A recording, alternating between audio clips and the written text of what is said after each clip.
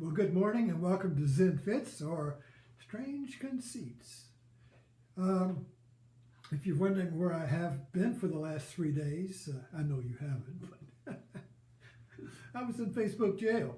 I was just walking along on Facebook one day and I was writing a little piece about the bondage of the COVID mask, how some people think they're like bondage, So somebody trying to shove something down my throat. So I posted a picture of a bondage mask, and Facebook warned me, said, warning, warning. But I had posted it with 3 other pictures. So in my panic of trying to get the picture off, I inadvertently reposted it 3 more times. And I had 2 previous convictions from some time ago, one for using the word bitch ironically and Heil Hitler ironically. So, oh, did you hear that, Facebook? So that made 6 offenses and bam, I was in jail. No lawyer, nobody read my rights, and snatched off the street profile. So, I titled this talk here, The Silent Scream of Facebook Jail, because it was a surprise to me. I was trying to be good, and that's the, if you're doing bad and get caught, okay, but if you're trying to be good and get caught, that's a surprise. That's like, whoa, this shouldn't be happening. What? This is impossible. So Facebook jail for me, is a metaphorical jail. I mean, it's not a real jail. It's a metaphorical jail. But it did give me some empathy with everyone who is caught, the innocent who were caught by the insensitive censor. Black Lives Matter is about that. Being caught in a profile. You're walking along the street, driving a car, but you're black, and you fit the profile, so you get snatched up. Then, of course, you're released if you don't do anything, but you still get snatched up, you see, for being innocent. So this is very interesting for me. And I titled this The Silent Scream because you all know that work of art of the silent scream. Kind of like Home Alone without the sound. Right? The silent scream. So the silent scream of Facebook jail is that when you are in jail, you can see the Facebook wall, people talking, people chatting, complaining, yada, yada, yada, but they can't hear you. Oh, I'm here, I'm here, oh, I'm here. And you can't, you're right, it won't work. You can see it, they can't see you. Oh, right. The meme, with the glass, you're in a glass prison. It's kind of like the terror of being buried alive. Oh, it's Sixth Sense. Remember that movie? See dead people? You're the walking dead. In the Facebook world, that is, the social media world. You can see, but nobody can see you. Nobody can hear you. You poke them and they don't feel you. It's a strange thing. But it's a universal thing. I mean, so like for me, I'm a metaphorical thinker. I see metaphors, just like in Sixth Sense, the little kid says, I see dead people. I see metaphors. So Facebook is a metaphorical jail. It points to something far greater than just the Facebook jail, It did teach me some things, though. First of all, it taught me how addicted I am to Facebook. What? I can't write them, So it's kind of, so it was, there was oh my God, what am I going to do? Well, I did find some other, I first of all, I started writing more on Quora. Quora is a question and answer website for experts. So if you're an expert in anything, you can get people to ask you questions on Quora and pretend to be an expert. So, so I could pretend to be an expert on Buddhism and meditation and all of this yoga and all this stuff, And of course, So I gave my expert opinion, and another expert came in and said I was wrong. So anyway, I did discover some other enterprises, some things to do. I wrote on my blog. Blog is where I first started writing, and I migrated to Facebook because nobody read my blog and commented, so I like interaction. So I went back to my blog and nobody was there either. So, but anyway, I'm back after 3 days. However, there is a warning at the top of my status there. It says, you have been warned.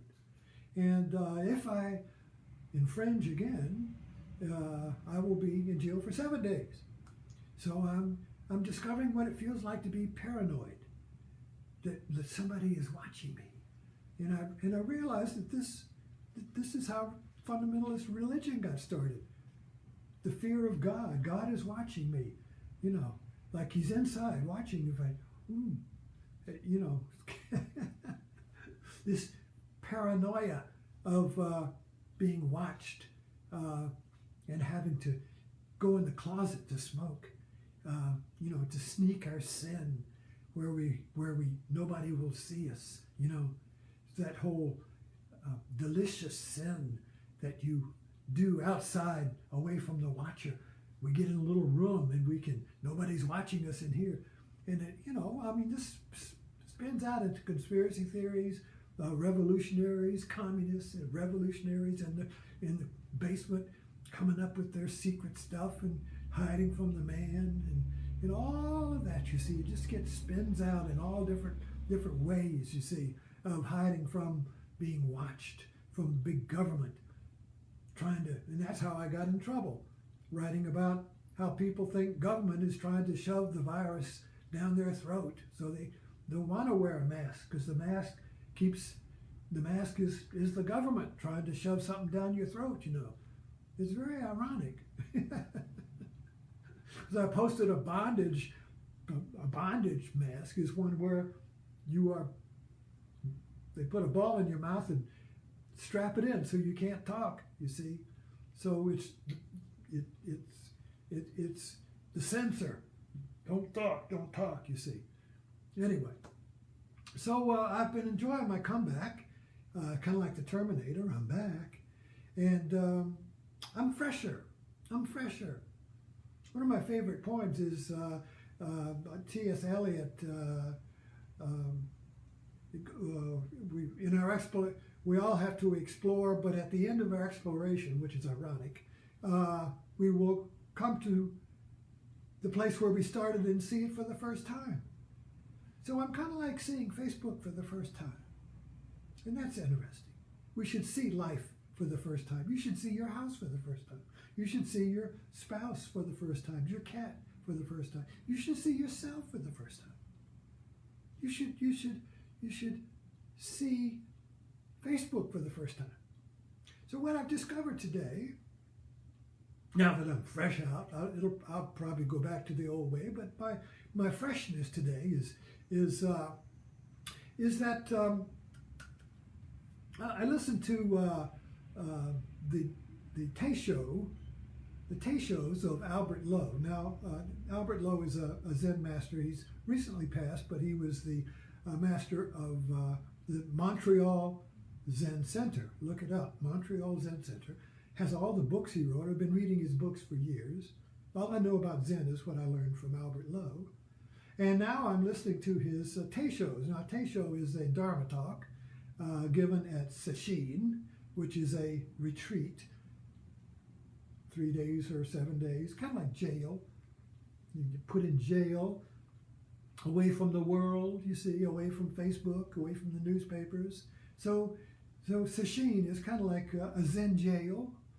And in the Zen jail, while you're in jail, all you do there is meditate and walk and do walking meditation and clean the kitchen and meditate and go to Dokusan.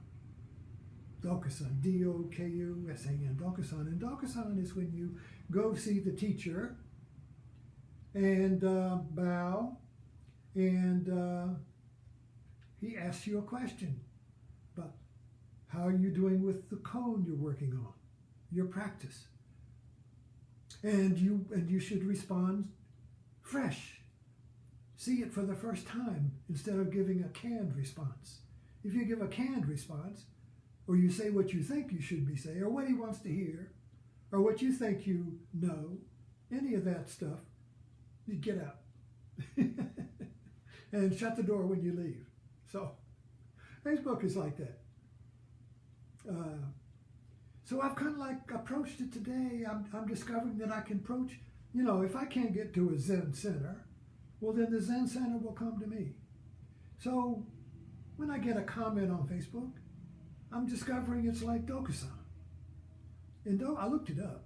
Dokusan means meaning the most respected one.